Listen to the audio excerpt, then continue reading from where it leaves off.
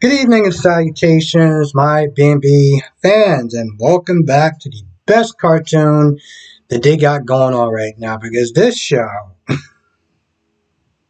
here's the thing: there's a lot of people that complain about this show, saying that it's very goofy, it's cartoonish, and you can't take anything seriously. I watched yesterday's episode and today's episode, and I'm like, all right, you may not be able to take a lot of stuff seriously because it's just over the top. But for me, I think that's what makes it go. That's what makes it as fun as it is. You got Finn and you got Steffi. It's mostly Steffi that is whining and complaining to the judge that Sheila is free to go, and I'm like, you can't let her go. She's dangerous. Can't you sit there and do this? Can't you do that? Da, da, da, da, da. I was like, you stupid idiots. You decided not to testify against her, and now that now that the judge doesn't have anything to hold her on, you want to sit there and start whining and complaining to the judge about a good 30 seconds, 30 to a minute long. I mean, it was laughable at this point. I couldn't even take it seriously anymore. I just started laughing. I was like, yo, are these two buffoons like serious? It was the I can tell you right now, this probably is going to be the funniest part out of all four of the soaps. This is going to be the funniest one, or at least have the most humor in it, even if they're not trying to be humorous. So yeah, they did a lot of complaining and whining and everything, and later on, Bill came into the judge office and was like, he walked in there and the judge was like, "Oh, I want to thank you for that trip and the yacht and everything like that. My family made a lot of memories and this, that, and the third." And right then and there, I was like, man, this guy had everything planned out. Like he had pretty much everything set to go his way from the start. Okay, he had that judge in his pocket. He made sure that um those three couldn't testify. Steffi, Finn, and Lee couldn't testify. You know, I've heard a story. I heard the stories of him being ruthless and him just doing anything and everything to get what he wants. Um, and granted, back then, I'm pretty sure it was on a much grander scale. But I gotta say, it was nice watching him work. It was nice watching him work. Um, Meanwhile, you got Taylor talking to Eric about, oh, I can't wait to see I can't wait to sit there and hear the story about how she was locked up, this, that, and the third. It's gonna be so great. Da da da da. She's just going on and on and on. Like she just can't wait. And I was like, sweetheart, you have no idea. Meanwhile, Sheila is set to go free, and Mike is there. And Mike is he's kind of sad that she. At first, it looked like he was just kind of mad, like I can't believe you're leaving, and I get to stay here, and yada yada yada. And I'm like, Mike, you do realize that you literally threw yourself under the bus for her, okay? It was also because Mike, um, pretty much the judge was like, Mike, forced Sheila to like break her out of jail and everything like that. Like this is all her idea. I mean, it was all his idea. Like he forced her out and everything like that. Now, granted, I mean, just because he forced you out and you were back in jail, I mean, and he was back in jail, didn't mean that you shouldn't just, oh, I'm free.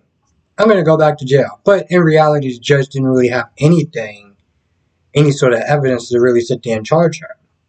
But, he's all like, yeah, maybe, you can sit there and see me sometime, if it's not too out the question. And she was like, yeah, well, it depends on wherever life takes me at, but, see what I can do. I was like, so she pretty much just said, hell no. No, no, no, that's not happening. Okay? I don't even know why you sat there and said that. Then he started reminiscing about the good old times, um, meeting her for the first time, probably doing some shady stuff, and even kissing her. He's all like, yeah, I'm gonna sit there and have my memories of you, to get me through the nights. And I'm like, yeah, it sounds like what I call research, but okay, bro, whatever. I mean, right then and there, I was like, yo, this guy is like the ultimate simp. Okay, if there was ever a simp, if there was ever a simp in a soap opera, this guy is pretty much just taking a prize. I mean, if you could sit there and tell me somebody who ranks even higher than him, please leave it down in the comment section below. Um, and of course, he also told about the time that Sheila sent an attack dog at him. Like, I mean, his dog was scared. But yeah, she leaves. She goes back to Bill's place, and Bill's like, I just want to make sure this is all worth it. Because at this point, he's losing it all. His time with Will, his sons won't actually have anything to do with him. Um, he can forget Smithia seeing his grandchildren, because that's a wrap. That is just out the question right there. So yeah, he pretty much screwed himself. Did it all for shit. So I hope that she quote unquote gives him the ride of his life, because that's as good as life is going to get for him. Everyone else is just going to sit there and tell him to just leave and just kick rocks or whatever. Unfortunately, I do think that they still have to work with him though, because he is like a major donor to um the Hope for the Future. I think it's Hope for the Future, and whatever Paris is doing whenever they decide to get her to come back, and whatever different hair color that she's in. So unfortunately, they're still gonna have to deal with him on the business side. Now, Steffi and Finn are they're complaining and they're whining. Well, pretty much it's I just sit there and say it's Steffi that's whining, and Finn is just kind of chiming in to make it feel like it's, I don't know, make her feel better or whatever, like something. So they're complaining, they're whining. And Taylor comes in, and Taylor's like, all right, you gotta sit there and tell me what happened. I mean, really be very detailed with it. I want to feel like I was in this courtroom. And Steffi's like, yeah, I got some bad news. And pretty much, she was like, yeah, we didn't testify. We couldn't testify because Bill blackmailed us. If we testified, well, Bill would sit there and say that he would tell the judge that you shot him. And now she's just standing there and she's all shocked, right? So I have a feeling that most likely she's going to sit there and try to throw, quote unquote, throw herself on the sword, okay? She's probably going to sit there and be like, no, I'll sit there and tell the judge that I did it. I don't care if I go to jail, just as long as she goes to jail as well.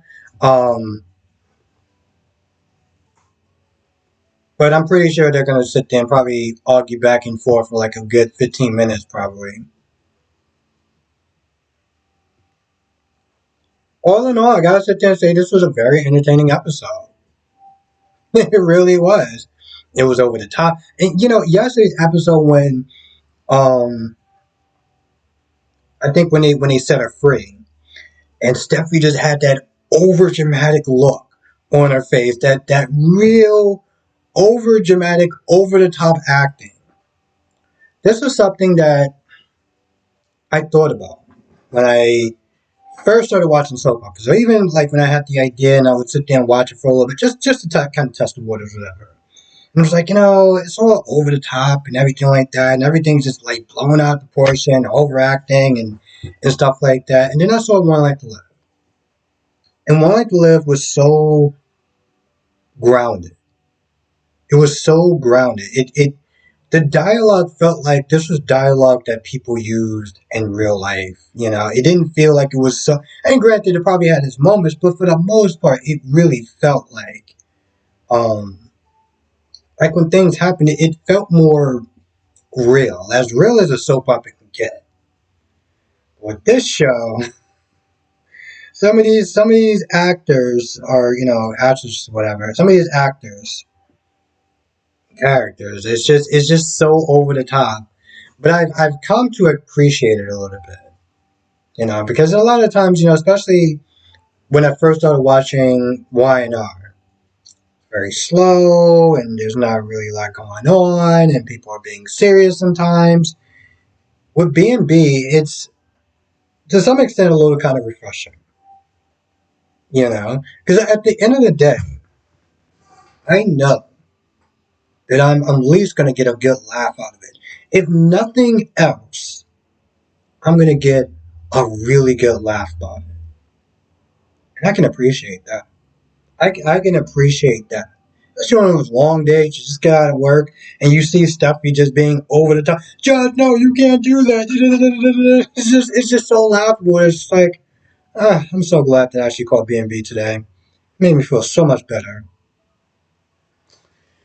Can't really think of anything else that happened throughout this episode. So with that being said, I'm gonna go. I want to thank you for watching. Be safe, and I will see you in the next video.